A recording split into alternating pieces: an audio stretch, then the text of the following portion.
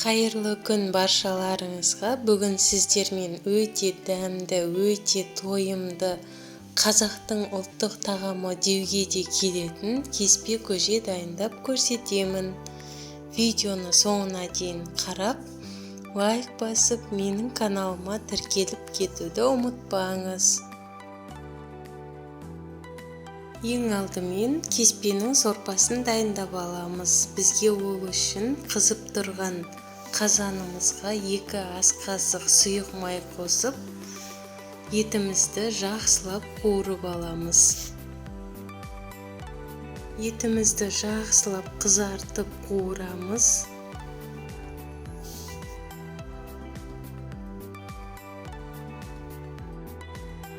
Үстінен пиязымызды салып, жақсылап қызартып қуырамыз.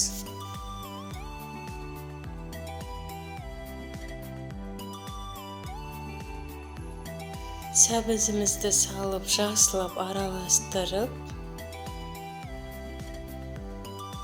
үстінен картоплымызды салып, жақсылап араластырып, дәміне қарай тұз, әртүрлі дәмдеуіштер қоссаңыздар болады. Томатымызды салып, жақсылап барлығын араластырып, қуырып, үстінен су құямыз.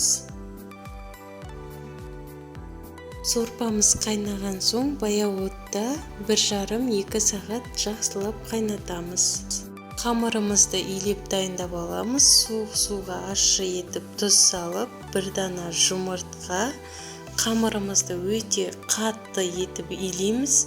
Кеспеміз езілмей, дана-дана болып, әдемі болып піседі.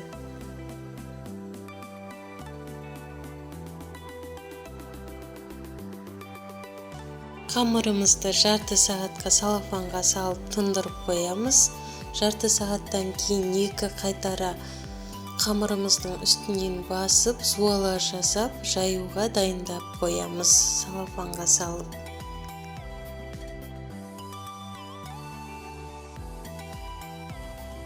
Сорпамызды осылай баяу отта әдемілеп қайнатамыз. Қамырымыз өте жұмсақ болып жұмсарды салафанда тұрып. Енді жақсылап қамырымызды бір келкі етіп, орташа қалыңдықта жайып аламыз.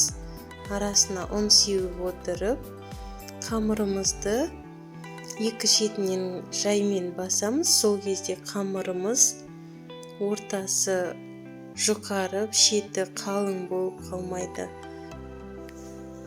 Қамырдың 2 шетінен жақсылап басып отырсақ, сол кезде қамырымыз бір келкі әдемі болып жайылады.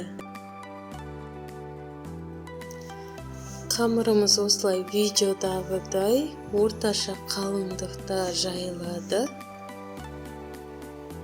Қамырымызды жарты сағатқа қойып қоямыз. Тобарысып, кішкене қатайып, өз-өзін кескен кезде қамырымыз бір-біріне жабысып қалмайтындай болып. Кеспемізді кесерден алдын осылай ортасына ұнды жақсылап сеуіп, ортасынан бөліп алып, жақсылап қамырларымызды орап, кесуге дайындаймыз.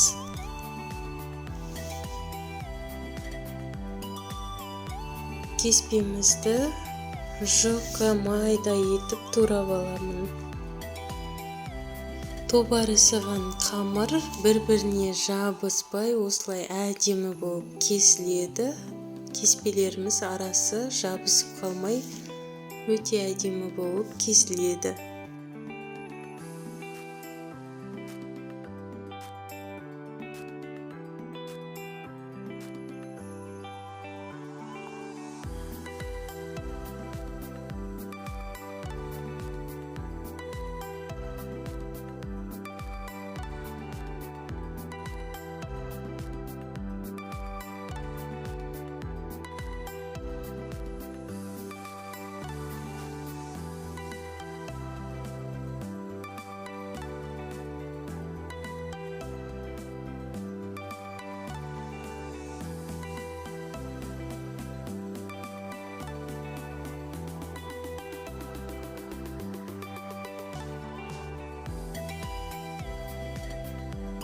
Қамырымыздың ұнын жақсылап сілкіп, тәрелкеге салып, сорпамызға салуға дайындаймыз.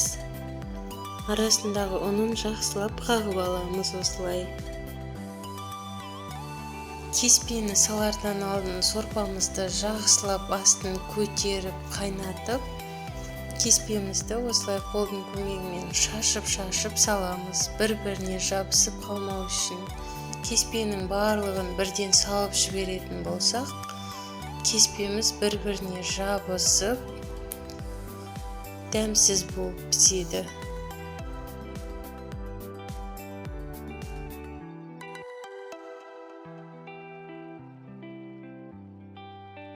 Кеспелеріміз жабысып қалмау үшін жақсылап осылай араластырып, қамырымыздың пісуін күтеміз.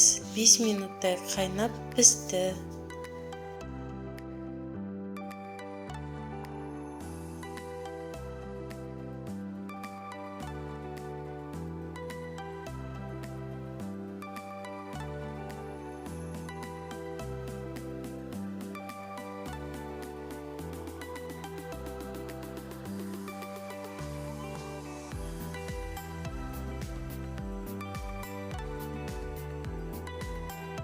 Осылай піскен сорпамызды ыдысқа құйып, үйдегілерге ұсынсаңыздар болады. Өте дәмді, өте тәтті тамақ болып піседі. Міндетті түрде жасап көруге кеңес беремін. Сіздермен болған Гүлманат. Менің каналыма тіркеліп, лайк басып, комментарий қалдыруды ұмытпаңыз.